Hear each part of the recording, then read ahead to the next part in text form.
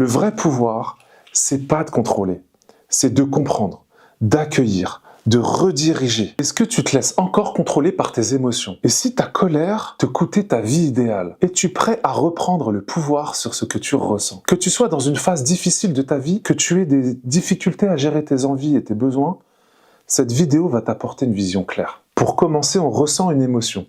On ne peut pas la penser. Si tu vois un serpent, ton cœur va battre plus vite. Tu ressens tout de suite de la peur. Tu n'as pas encore pensé que c'est dangereux, mais tu vas ressentir une peur, forcément. C'est que ton corps a reçu le message avant même que tu l'aies déjà cérébralisé, j'ai envie de dire. Ce n'est pas ton problème qui te bloque. C'est ta réaction vis-à-vis du problème. Donc les émotions se traversent. Les émotions se vivent.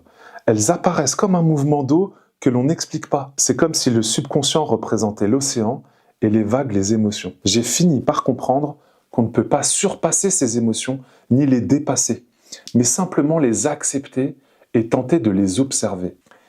Quand on est enfant, d'ailleurs les parents font souvent ça, ils ne veulent absolument pas voir leurs enfants pleurer, alors ils font tout pour leur faire plaisir.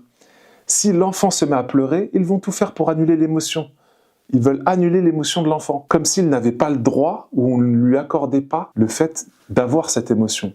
On s'accorde bien à dire que nous pouvons être joyeux, nous pouvons avoir peur, nous pouvons nous mettre en colère.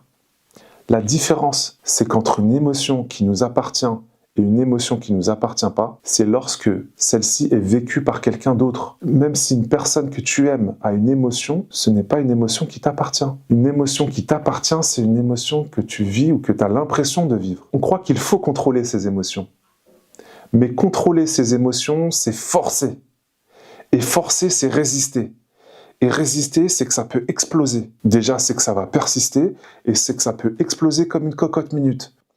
Le vrai pouvoir, c'est pas de contrôler, c'est de comprendre, d'accueillir, de rediriger. Tu savais qu'une étude de l'université d'Harvard a révélé quelque chose d'assez impressionnant.